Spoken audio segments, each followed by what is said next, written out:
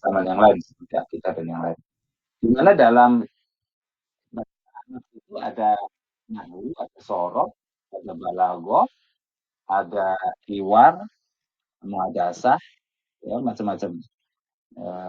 Kalau di pesantren malah ada imriti sendiri, ada alfiah sendiri.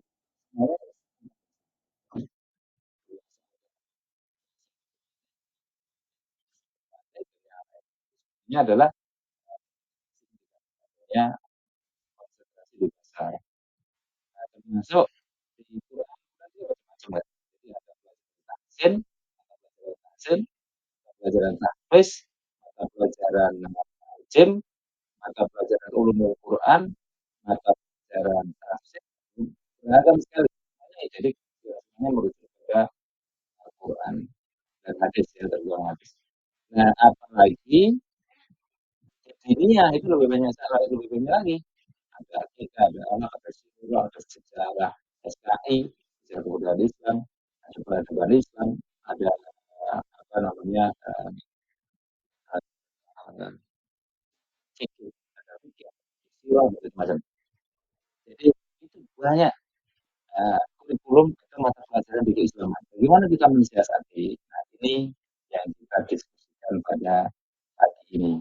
Bagaimana pengembangan kurikulum keislaman. Khususnya kurikulum keislaman yang ada di sekolah-sekolah Kemendikbud ya. Karena di sekolah Kemenak sudah full. Nah, bagaimana mensiasati kurikulum keislaman ada di sekolah Kemendikbud. Khususnya secara khusus itu. Karena proses pengembangan kurikulumnya akan terjadi di sana. Karena kalau di Kemenak, di sekolah-sekolah di luar Kemenak, kurikulum keislamannya sudah banyak sekali ya, kurikulum sekolahnya sudah banyak sekali. Jadi proses pengembangannya biasanya dilakukan oleh Kemenak sendiri. Tapi kalau sekolah itu ada di bawah Kemendikbud, proses pengembangannya dilakukan oleh sekolah kita sendiri. Karena Kemendikbud tidak menyediakan kurikulum-kurikulum yang berbasis keislaman. Nah, ini yang akan kita diskusikan. Yang biasanya sekolah-sekolah di bawah Kemendikbud itu dikenalnya walaupun beragam ya, dikenalnya dengan SIP, Sekolah Islam Terpadu. Nah, sekolah Islam Terpadu itu lebih dikenal sekolah Islam yang ada di Kemendikbud. Walaupun sebenarnya banyak sekali Islam di Kemendikbud yang tidak dimasukkan SIP. Ada sekolah Muhammadiyah itu juga sekolah Islam, tidak di bawah Islam Terpadu. Ada sekolah Ma'arif itu juga sekolah Islam, tidak di bawah Islam Terpadu. Bahkan sekolah sunnah pun sebenarnya tidak masuk dalam sekolah Islam Terpadu karena tidak masuk dalam CSIP, masuk dalam beberapa organisasi salah satunya asosiasi sekolah sunnah Indonesia. Nah, ini contoh ya, bagaimana kurikulum di sekolah Islam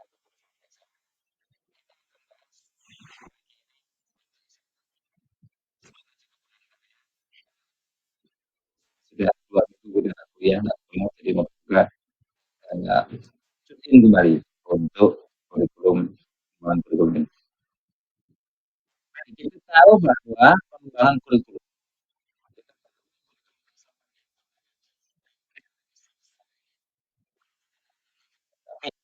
tidak bisa ini adalah ya mendominasi ya. Di mana kurikulum keislaman di sekolah-sekolah Islam itu ada yang di Kemendikbud yang tadi saya ceritakan, banyak sekolah-sekolah Islam di bawah Kemendikbud dan data yang saya miliki itu lebih dari 40.000 sekolah. Itu data yang tidak kecil ya teman-teman. 40.000 lebih sekolah Islam yang ada di bawah Kemendikbud. Kita bayangin, itu kan sebuah potensi besar yang dimiliki oleh apa namanya oleh umat Islam. Itu di Kemendikbud, di Kemenak hampir semuanya sekolah Islam, hampir semuanya sekolah Islam di Kemenak. Mungkin itu 40.000 sendiri. Saya punya komunitas kecil ya yang jadi secara inti ya dalam nasehat, sebuah lembaga yang, memberikan apa namanya, pendampingan, diskusi-diskusi, meskipun ada yang liar ya, tapi, eee, itu ada sekitar 12.000-an sekolah terlibat di situ, 12, jadi sekali sekolah-sekolah, dan itu rata-rata sekolah-sekolah yang di bawah Kemendikbud, walaupun ada juga yang di luar. Tapi sekali lagi data yang saya bisa berikan ke teman, di bawah Kemendikbud itu ada sekitar 40 ribuan sekolah Islam. Nah, di dalamnya itu mengajarkan materi keislaman yang disebut dengan PAI, Pendidikan Agama Islam. Jadi di bawah Kemendikbud itu pengembangan kurikulumnya atau kurikulum keislamannya itu adalah PAI, Pendidikan Agama Islam. Nah, PAI itu apa aja? PAI itu ada 5 ya, ada aspek akidah akhlak, fikih, SKI, Quran hadis, dan jadi di dalam PAI itu mengandung 5 aspek ini, akidah akhlak, fikih, SKI, Quran hadis, dan bahasa Arab. Jadi saya menemukan ada sekolah ada pelajaran PAI dan fikih, kok bisa begitu? Karena dalam PAI ada fikih. Nah, setelah dari sekolah itu sekarang pelajaran fikih tidak ada, tapi pelajarannya sendiri-sendiri, akidah akhlak, fikih, SKI, Quran hadis, dan bahasa Arab. Jadi 5 pelajaran itu yang kemudian digabung dalam sekolah tersebut, mendesain sendiri kurikulumnya disebut dengan mata pelajaran Islamic Studies. Kayak gitu juga Kemendikbud. Nah, kurikulum keislaman yang dibawa Kemenak, wah ini sudah sekali ya, karena memang Kemenak itu memang apa namanya mengungkap tentang kurikulum keislaman. Jadi di sana ada mata pelajaran sendiri ya, akidah akhlak, mata pelajaran sendiri, tentang akidah sendiri, akhlak sendiri, kemudian fikih, kemudian SKI, Quran hadis, bahasa Arab, bahkan banyak lagi ya yang berbentuk nahu, sorot, dan yang ketiga adalah kelompok yang non formal, non formal ya. Awalnya non formal, tapi untuk PKBM tetap non formal, tapi kalau mau adalah sudah formal. Nah ini lebih fokus pada apa namanya,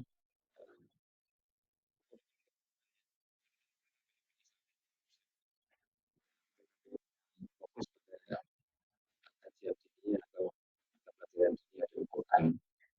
Muadalah apalagi, muadalah juga fokus pada materi-materi keislaman. Contoh muadalah ya kontor, dan banyak pesantren-pesantren yang bernaung di bawah payung muadalah ini. Nah, jadi 3 kelompok ini kemudian menggunakan berbagai muadalah ini yang memberikan porsi ya, porsi kurikulum keislaman itu cukup maksimal. Nah, memang hari ini kita banyak bicara untuk aspek yang Kemendikbud. Sekali lagi karena Kemenak dan PKPM adalah itu sudah kurikulum keislamannya sudah cukup maksimal. Baik. Nah, di bawah Kemendikbud, ketika merumuskan kurikulum atau mengembangkan kurikulum keislaman, itu memperhatikan 3 aspek ini. Ketika mengembangkan kurikulum keislaman, baiknya mempertimbangkan 3 aspek ini. Aspek pertama adalah pelajaran PAI yang dari Kemenak. Jadi kan ada materi PAI dari Kementerian Agama, ya. Nah, Kementerian Agama yang diberikan kepada Kemendikbud. Itu dipelajari, dilihat, dipahami bagaimana isi dari buku itu. Gitu. Jadi mereka kan tidak main-main membuat program itu. Mengembangkan kurikulum keislaman di sekolah masing-masing, lihat pelajaran PAI gitu. Tapi tidak cukup dengan itu, mohon juga untuk melihat atau memahami organisasi atau manhaj keislaman di sekolah kita. Ya, memang kita tidak bermanhaj tertentu misalnya ya, tidak berorganisasi tertentu di lembaga sekolah kita, tapi di kenyataannya kita harus memilih. Misalnya ketika kita ngajarin tentang ibadah sholat gitu, Ya, nanti akan ketemu bacaan-bacaan sholatnya, nah, itu kita seperti apa. Nah, ini akan ketemu kalau teman-teman misalnya ya, masalah kunut, ya, masalah saya misalnya itu kan sering diskusi sederhana ya, itu teman harus memahami bagaimana organisasi kita. Ya, saya menulis buku juga tentang 13 Bermuda. Nah, ini saya sesuaikan dengan konteks sekolahnya ya. Dimana sekolah yang saya terlibat, ya saya memberikan ini sesuai dengan organisasi atau manhaj atau pola pemahaman di sekolah tersebut. Ini yang kedua. Ya, jadi selain PAI, kita kalau PAI sudah tahu ya, organisasi manhaj cenderung pada Nahdlatul Ulama, NU. Nah, ya, pendekatannya lebih ke sana. Karena PAI kementeriannya umumnya dipegang oleh orang-orang dari NU, termasuk Pak Menteri sekarang kan mantan ketua Ansor NU ya. Nah, jadi kita kan PAI dari kementerian itu pendekatannya manhaj itu organisasi NU. Nah, kita harus memahami organisasi lembaga kita menaung di mana kita pendidikan lembaga kita. Yang ketiga, visi misi lembaga. Organisasi bisa sama dengan yang lain, sama-sama sekolah sunnah ya. Tetapi satu sekolah sunnah dengan sekolah lain kan punya visi misi yang berbeda. Nah, ini juga harus dipertimbangkan. Misalnya sekolah kita fokus pada Quran, gitu ya. Nah, bagaimana pelajaran keislamannya itu kuat betul pada penguatan Quran. Gitu. Misalnya saya di dua sekolah yang saya terlibat karena fokus mereka pada Quran, saya mengusulkan dan akhirnya disetujui mengusulkan untuk pelajaran bahasa Arabnya diganti dengan pelajaran bahasa Quran. Jadi berbeda memang dengan bahasa Quran. Jadi kalau bahasa Arab itu semua yang Arab, sementara bahasa Quran adalah bahasa yang ada dalam Quran. Contoh ketika Astagfirullah, Bismillahirrahmanirrahim, Alhamdulillah, itu adalah bahasa Quran dan sekaligus bahasa Arab. Karena di dalam Al-Quran ada dan kemudian apa namanya di bahasa Arab juga ada. Tapi kitun tentu apa ya, kucing itu saya belum menemukan di Quran kitun kucing. Tapi di bahasa Arab kita temukan. Nah, jadi ketika lembaga dua lembaga yang saya terlibat memegang hukumnya, itu saya usulkan tentang bahasa Quran mereka setuju. Gitu. Karena berharap anak-anak itu apa yang dihafalkannya dalam Al-Quran itu apa 3 juz, 4 juz, 5 juz, mereka bisa memahami isi apa yang mereka hafal itu. Gitu. Nah, ini yang menjadi konsentrasi di sekolah. Tapi di sekolah yang lain ya di sekolah yang lain karena bukan Quran, tapi lebih kepada bahasa bilingual, begitu ya. Bahasa Arab itu dalam keseharian, ya bahasa Arabnya tetap bahasa Arab, bukan bahasa Quran. Apa caranya? Ya, jadi satu visi dengan satu lembaga dengan lembaga yang lain bisa berbeda. Nah, ini perlu dipertimbangkan. Jadi tiga aspek ini untuk mempertimbangkan dalam pengembangan kurikulum keislaman. KI-nya, organisasinya, dan visi lembaga. Nah, ini penjelasannya ya. KPAI perlu, mengapa organisasi perlu dipertimbangkan, dan apa visi perlu dikaji. Ini contoh ya. Jadi di Indonesia ini data sekolah itu tahun 2023 data sekolah itu hampir 500.000 sekolah. Dan dari 500.000 sekolah itu ada 44.133 adalah sekolah Islam. Banyak sekali ya. Ini sedikit banyak sekolah-sekolah yang ada yang sekolah Islam ada di Indonesia. Gitu. Nah, TK-nya ada 6.000, hampir 7.000 sekolah Islam. SD-nya ada 26 ribuan sekolah Islam. SMP-nya hampir 9.000 sekolah Islam. SMA-nya hampir 3.000 sekolah Islam. Dari sekolah itu yang masuk dalam kategori sekolah Islam terpadu SIP, wawasan terpadu, itu ada sekitar 10 ribuan sebetulnya, cuman yang terdaftar itu ada 1.760 orang. Walaupun dari 1.760-an itu rata-rata hanya data yayasan ya, karena satu yayasan kadang punya 3 sekolah, 2 sekolah, ada satu ya, hanya punya SD saja. Tapi ada yang punya SD SMP, ada yang punya TK SD SMP, bahkan ada yang punya TK SD SMP SMA SMK dan perguruan tinggi. Salah satu sekolah yang saya terlibat mengurusinya dalam satu yayasan itu ada 13 sekolah, sekolah di Bekasi. Itu ada 13 sekolah dalam satu yayasan. Jadi ini data tentang sekolah Islam ini banyak sekali. Ada sekolah Islam di Indonesia. Hmm. Di, di sekolah Islam terpadu yang ada di CSP itu mereka punya untuk khas mereka ya, yang disebut dengan PPI ya, Bina Pribadi Islami. Nah ini menarik ya, bisa dicontoh bagaimana pengembangan kurikulum. Bina Pribadi Islami yang di sekolah Islam terpadu itu ada 3 buku. Jadi kalau kita mengembangkan kurikulum yang maksimal itu kita punya 3 buku. Buku yang pertama tentu buku untuk siswa. Buku siswa, jadi siswa ada pegangan. Ini yang utama ya, kan yang belajar dominasinya adalah mereka.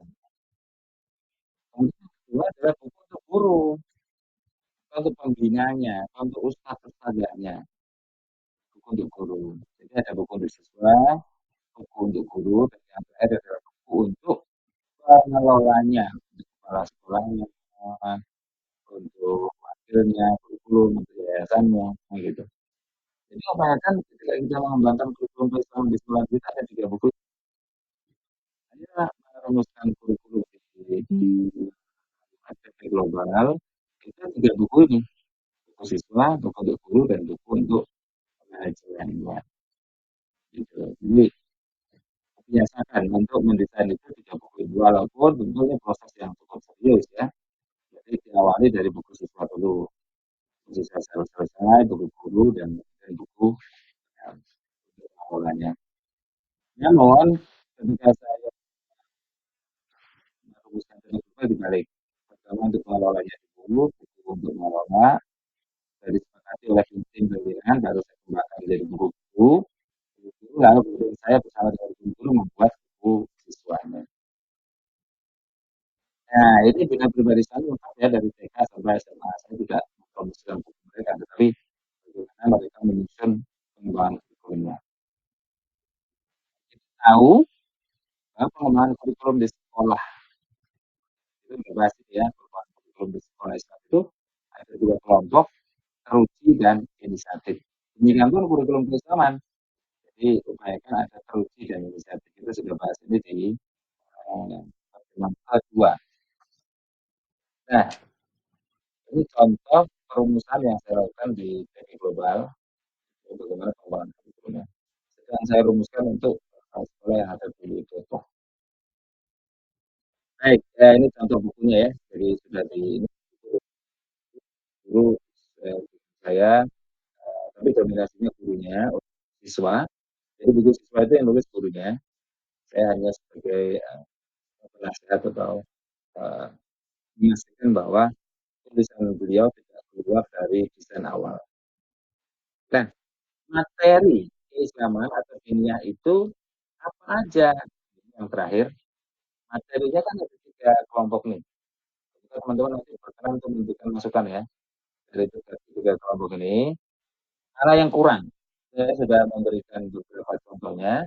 Mana yang kurang mohon terus nanti diberikan masukannya. Ada 3 kelompok untuk kurikulum diniyah, Quran dan hadis, bahasa Arab dan keislaman atau diniyah. Di mana di kelompok Quran dan hadis ini materi-materi atau mata pelajaran yang ada di sekolah. Jika ada mata pelajaran yang teman-teman temukan di sekolah teman-teman, tapi tidak masuk dalam list saya ini, mohon diinfokan. Sekali lagi, jika ada mata pelajaran di sekolah teman-teman yang tidak masuk dalam list ini, mohon diinfokan. karena ini akan menjadi referensi bagi sekolah-sekolah lain. Jadi mata pelajaran yang ada di beberapa sekolah Islam terkait dengan kurikulum Al-Quran di sekolah ya, perguruan tinggi, perguruan tinggi banyak banget. Itu ada mata pelajaran disebut dengan mata pelajaran Quran, hadis, hadis, roh, tilawah, ikhlas, tafsir, tahfiz, tafsir, tajwid, dan ulumul Quran. Kemudian ada materi bahasa Arab yang ada di sekolah-sekolah, lagi bukan di universitas. Mata pelajarannya itu yang saya kumpulkan ada balaghah, huruf hijaiyah, ilmu urut, kalimat thayyibah, kitabah, imla, khot, di saya di sininya banyak sekali, tetapi data yang saya miliki adalah akidah, tauhid, akhlak, harian, kitab sakinah, kitab takrib, sejarah budaya Islam, sirah, tarikh, tasawuf, fikih, ibadah, praktik ibadah, usul fiqh, usul tafsir, qawaidul fiqhiyah, ilmu falak, ilmu faraid, ilmu mantiq, ilmu kalam, ilmu tafsir. Sekali lagi yang di sekolah-sekolah, bukan yang di perguruan tinggi. Perguruan tinggi lebih dalam lagi. Karena ini pengembangan kurikulum keislaman di sekolah atau di lembaga pendidikan Islam level pendidikan dasar dan menengah. Itu teman-teman, mohon masukannya atau ada pertanyaan-pertanyaan terkait dengan pengembangan kurikulum, silakan kalau ada pertanyaan teman-teman, silakan. Bisa pertanyaan, bisa komen, bisa masukan khususnya pelajaran-pelajaran yang ada dalam pengembangan kurikulum keislaman. Silakan.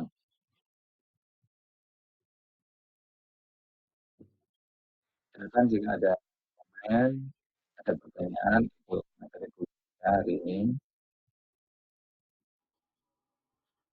Ya, masuk untuk waktunya.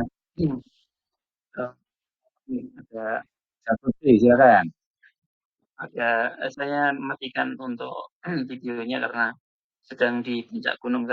Posisi juga mendung banget di rumah. Alhamdulillah masih bisa nyambung dengan teman-teman Ustaz. Eh, ini kami kan untuk SMP alhamdulillah sudah berjalan kurang lebih 12 tahun di bawah naungan Kemendikbud.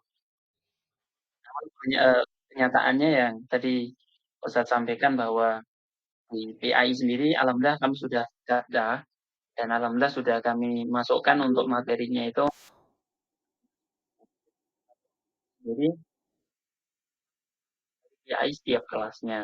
Misal untuk kelas 7 itu pembelajaran PAI-nya kita masukkan bab toharoh, termasuk sampai di bab sholat. Kemudian eh,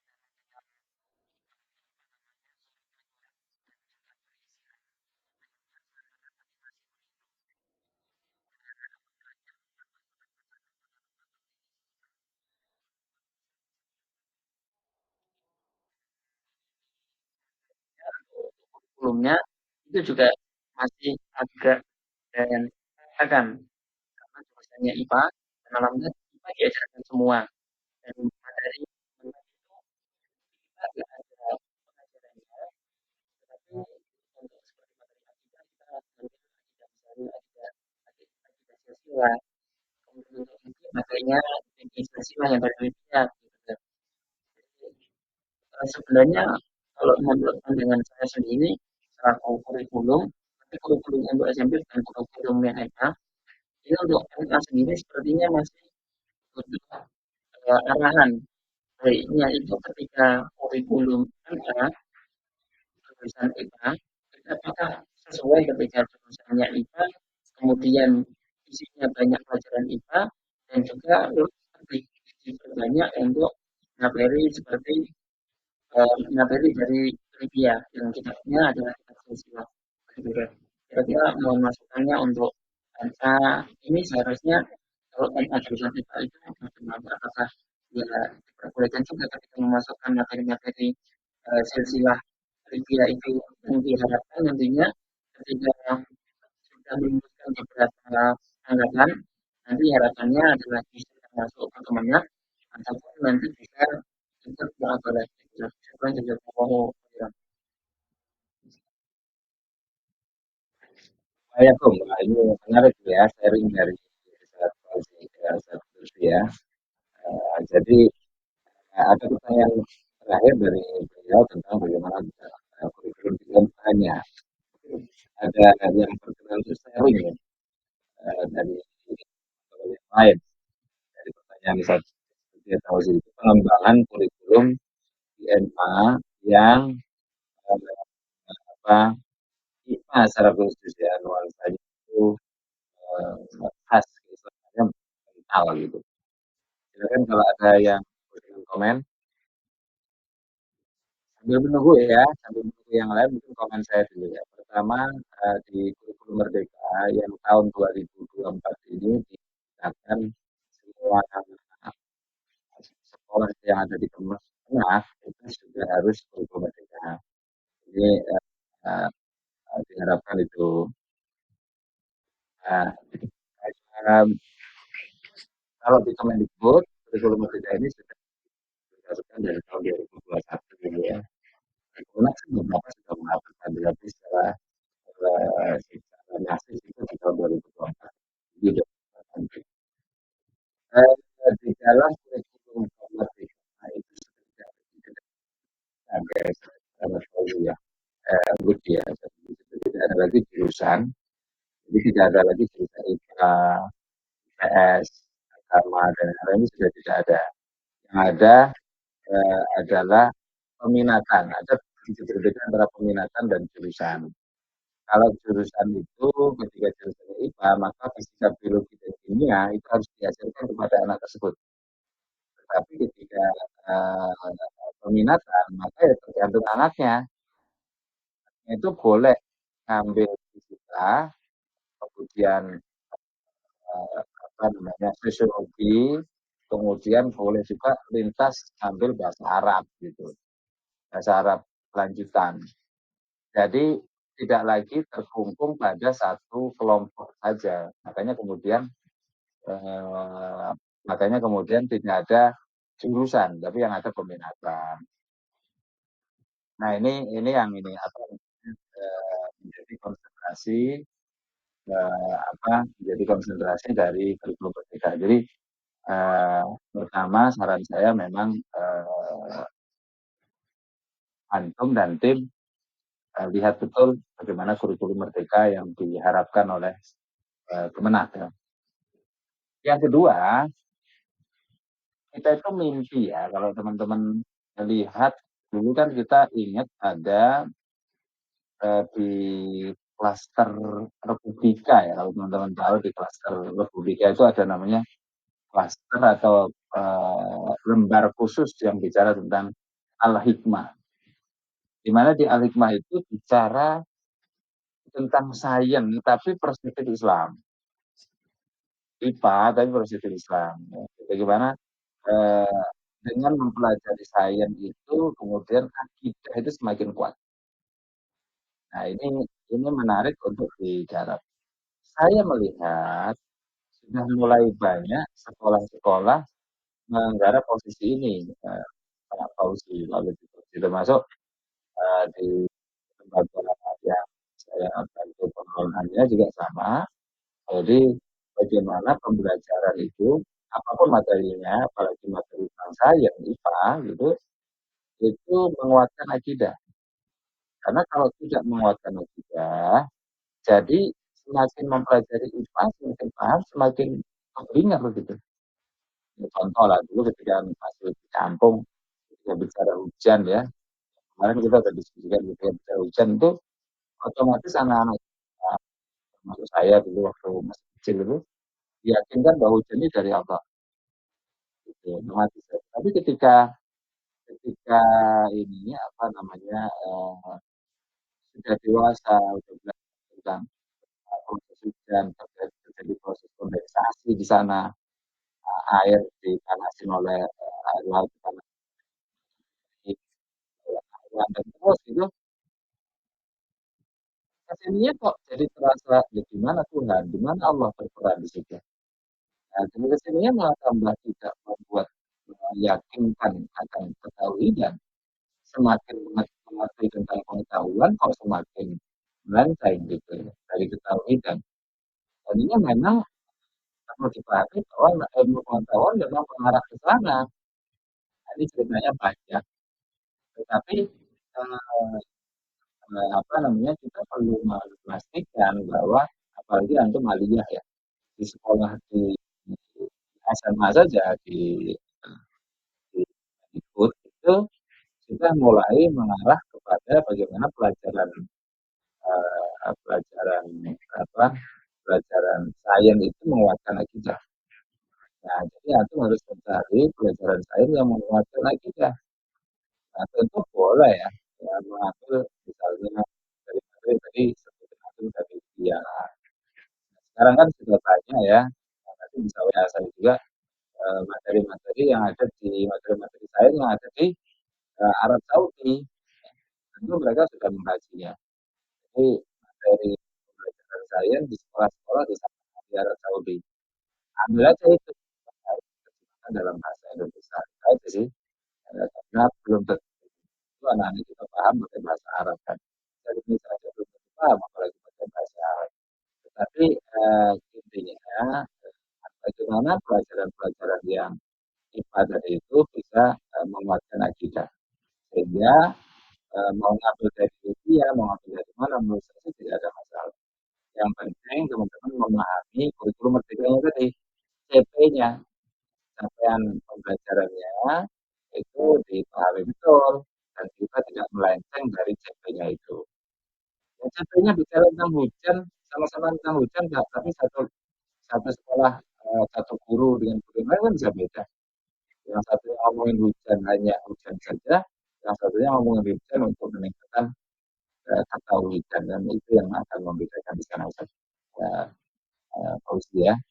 Mungkin mungkin menjawab ya Ustaz Lutfi ya. Jadi boleh-boleh saja yang penting antum harus lihat CP, capaian pembelajaran yang ada di SMA. Kalau antum tidak punya nanti WA saja ke saya nanti saya bisa berikan. Karena itu kurikulum ya. Mungkin itu untuk satu ini nah, terus tadi ya mungkin ada komen atau ada pertanyaan silakan.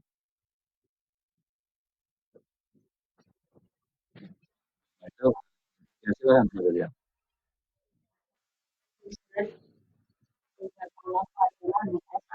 Ya, Mas. Ini kan saya seperti yang apa seperti tahun lalu seperti tahun lalu kemarin-kemarin sampai ya, nanti kalau kami kan yang di TK kami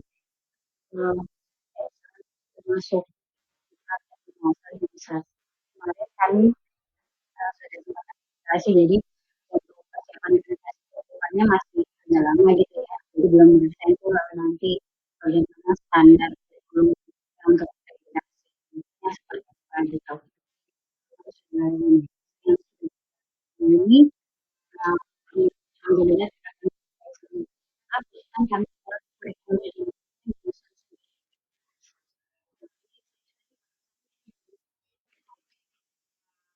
atau ini saya buat seperti itu saya susu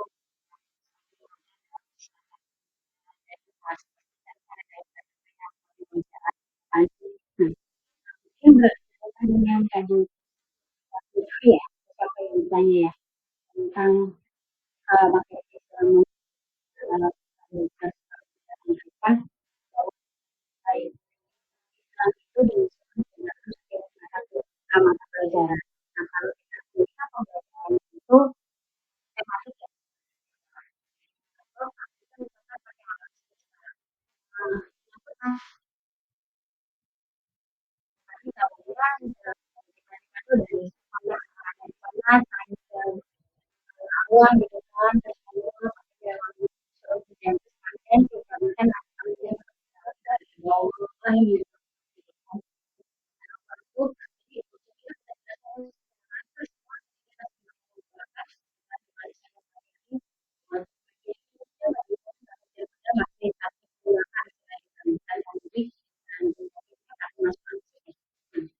ini buat ke depan gitu kan hal-hal seperti itu yang akan dipermasalahkan dan adalah itu ya kalau masalah itu masalah itu investor atau pihak nggak akan itu kan bisa jadi pertanyaan saya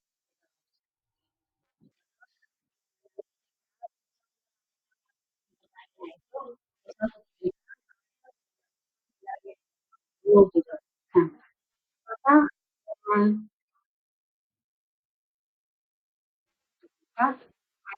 poin yang harus diperhatikan gitu saat itu kami dari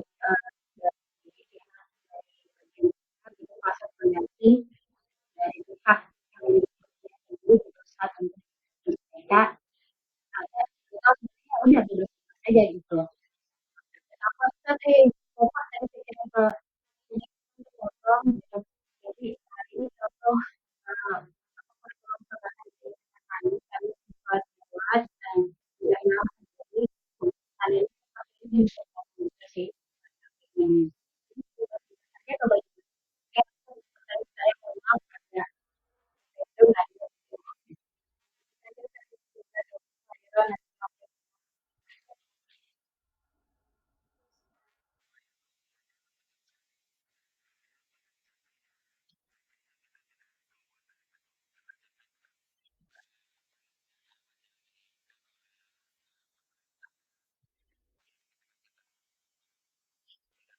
Jadi sebagai sekolah formal ya di Kemendikbud ya kita harus mengikuti arah mereka kan. Jadi arahnya adalah misalnya kalau kita jalan dari Jogja itu arahnya arah ke Jakarta. Jadi dari Jogja habis Jogja kemudian Purworejo, Purworejo kemudian Kebumen.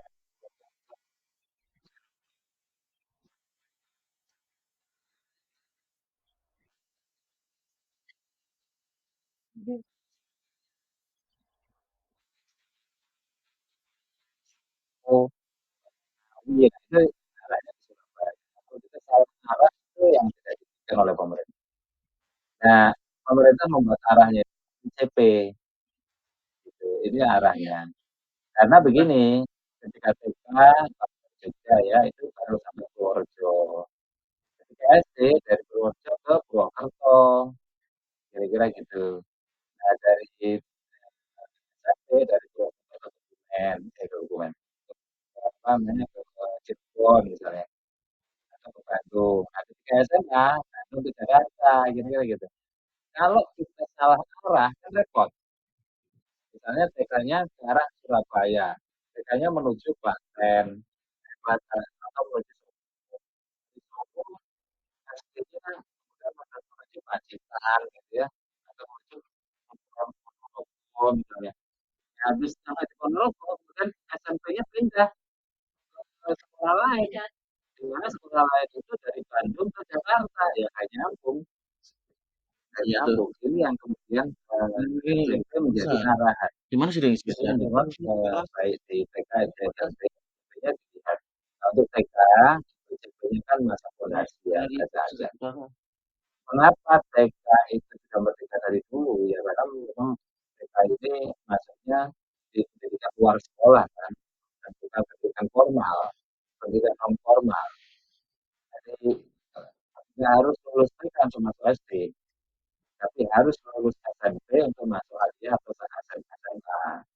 Jadi Pak Uzi ya, Pak Uzi kan untuk menerima anak di aliyah itu kan mana ijazah SMP ya, ijazah sanawiyahnya mana. Tapi untuk SD tidak harus minta ijazahnya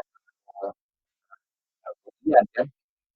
Kalau kemudian dia ngasih ijazah, apakah kita bisa SD? Bisa juga. Nah, kemudian mereka masih kategorinya dari sekolah normal, sudah merdeka dari dulu, jadi bebas.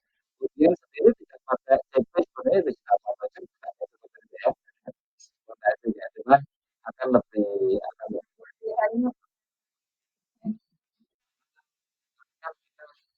kan kemudian nanti kan berharap bisa diakreditasi kan sekolahnya, atau jangan-jangan sudah. Nah, kalau targetnya bisa diakreditasi, sudah ya, sudah akreditasi atau belum? Ya, alhamdulillah dulu. Ya, iya. Nah, sudah akreditasi dan sudah sesuai dengan harapan dan hasilnya. Nah, kalau akreditasi ya pasti tim akreditasi akan melihatnya menggunakan CV pemerintah atau tidak, salah satunya itu ya. Nah, jadi kayaknya lihat CV masa fondasi. Saya setuju pengembangan yang dilakukan oleh Budia tadi bagus sekali yang ada di chat. Teman-teman yang lain sempat untuk melihatnya ya. Jadi begitu, jadi terasa betul bagaimana kita sekolah itu berbeda dengan sekolah nasional atau sekolah negeri atau sekolah Kristen atau lain-lain untuk menunjukkan adanya penguatan akidah. Jadi kalau kita melihat apa yang disampaikan kemudian di saat itu, terasa betul kan? Jadi anak-anak merasakan akidahnya itu semakin dia belajar semakin kuat akidahnya kepada Allah. Nah, itu yang kita harapkan. Mungkin kemudian ya, mengenai akreditasi itu memang ke depan akreditasinya itu hanya ada 4 standar. Sekali lagi ke depan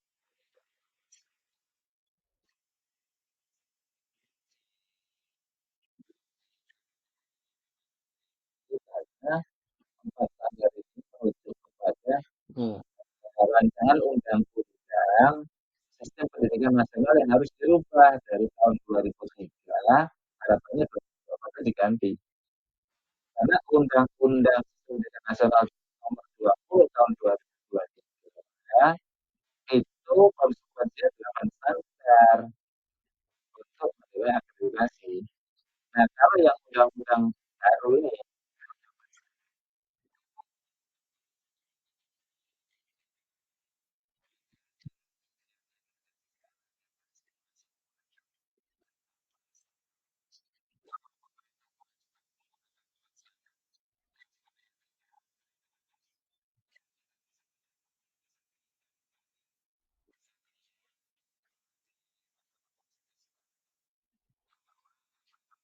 Oh, ini awal.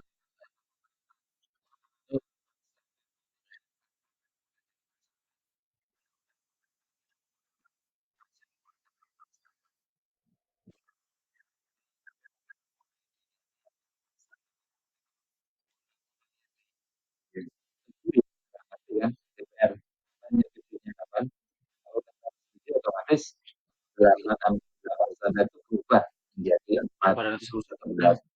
Selama belum disetujui undang-undangnya masih menggunakan 8 standar.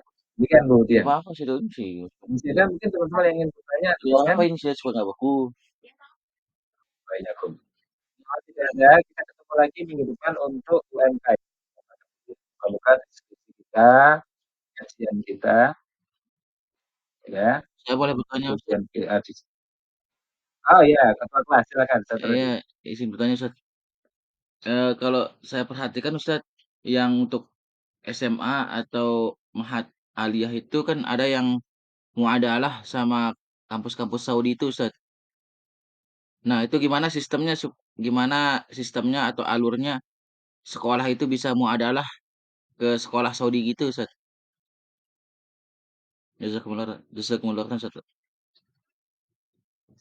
Assalamualaikum. Jadi begini, teman-teman kata muadalah itu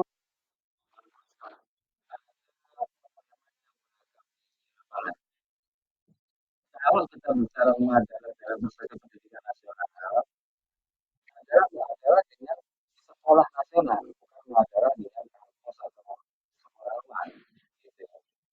Namanya begitu ya, ketika kita bicara muadalah dalam kurikulum nasional. Misalnya, kontur muadalah itu muadalah dengan departemen agama, bukan muadalah dengan apa namanya dengan Kairo, dengan Mesir, dengan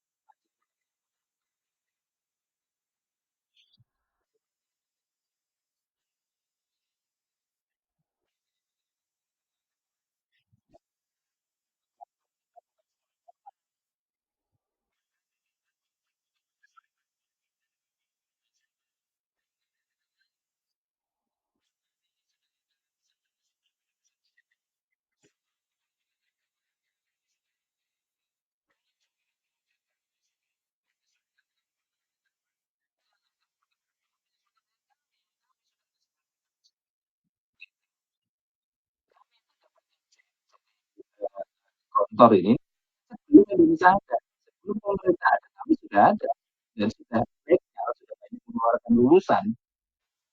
Sekarang disuruh menyesuaikan dengan perbedaan agama. Nah itu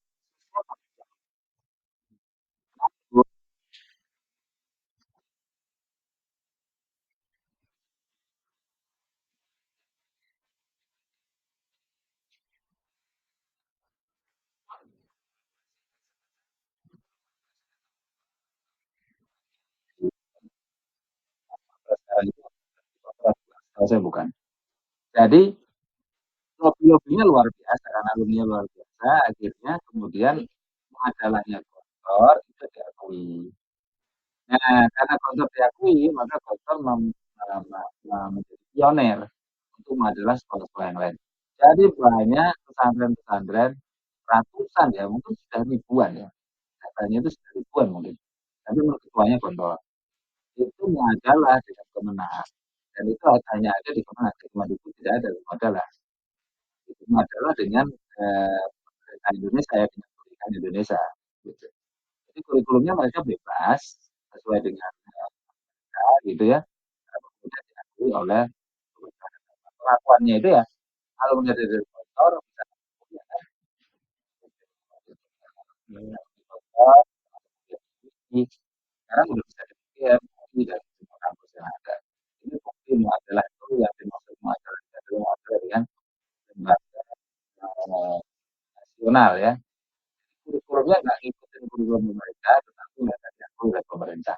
Nah, ini yang disebut adalah perspektif pertama. Namun ada juga perspektif kedua yang disebutin. Ini adalah dengan kampus-kampus buah. Adalah dengan kampus-kampus buah itu misalnya, Gontor juga masalah dengan Kairo Mesir ya. Jadi alumni dari Gontor kan otomatis kalau sudah lulus otomatis bisa melanjutkan pendidikannya di Mesir sana. Nah, ini masalah-masalah lagi. Dan masalah itu mudah karena lembaga-lembaganya banyak. Ya. Masalah dengan Madinah banyak kok di organisasi yang menawarkan untuk masalah dengan Universitas Madinah. Universitas Moskow juga ada, Universitas Kairo Mesir juga banyak ya. Jadi silakan itu diproses saja. Dan nanti mereka akan memberikan apa namanya kurikulum yang harus diajarkan. Nah ini kalau bahasa internasional itu kan ada CIA, Cambridge International Exam. Itu berarti modelnya atau, atau hubungannya dengan kampus-kampus di Eropa, Kanada, Commonwealth ya, yang ada di Inggris. Jadi anak-anak yang pakai siang ini Cambridge International Exam itu mau melanjutkan di Singapura, Australia, Eropa, Kanada, itu tinggal lanjut aja. Nah, itu juga bagian dari masalah. Tapi masalah dengan luar negeri ya, dengan lembaga luar negeri. Kalau di Indonesia di kantor ya, termasuk ada Madinah ibu Ramadannya. Madinah, kemudian ada Sabana, kemudian ada juga itu juga ada Sari itu masalahnya dengan murid sama tim itu ada kerjasama masalah itu Arab Saudi misalnya Wafi itu masalah dengan ini ya jadi alumni dari situ mereka Wildan itu juga dengan konteks Madinah setahu saya ya. Dan mungkin bisa tambang saja sih pertengahan nih bisa sharing nih pengalaman atau mungkin ada pertanyaan silakan.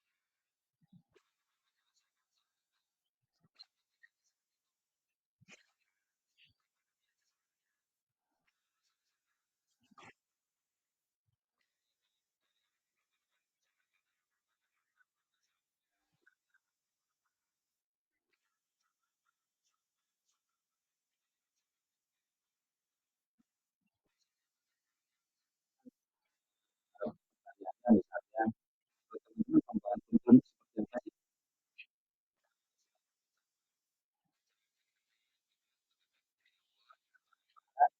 dan saya triknya sebelum masuk di minggu depan. Ini kan saya jalan.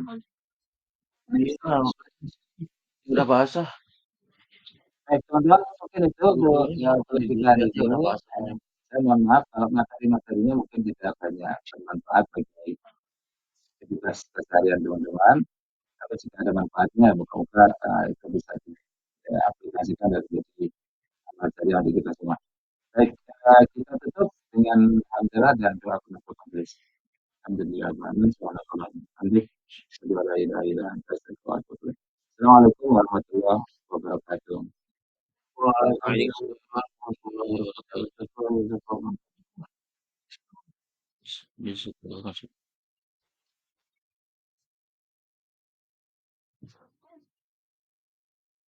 Ya, pinjam aja. Ya, kalau saya tuh enakannya ini bisa sendiri. Juga sih suka aja yang tulisan. Ya, Mbak tadi itu apa di baiknya? Ini aja. Iya. Ini enak apa sih? Sih suka. Enggak ada tempenya sih harus sedikit dia jadinya. Apa dia suka? Nah, kita beli di CFD itu jamur apa itu? Masa sama beda. Beda jenis jamurnya.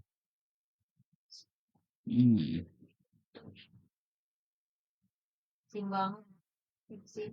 Oh di CFD itu 5 ribuan tuh. Ini Kaiser. Beda. Kan?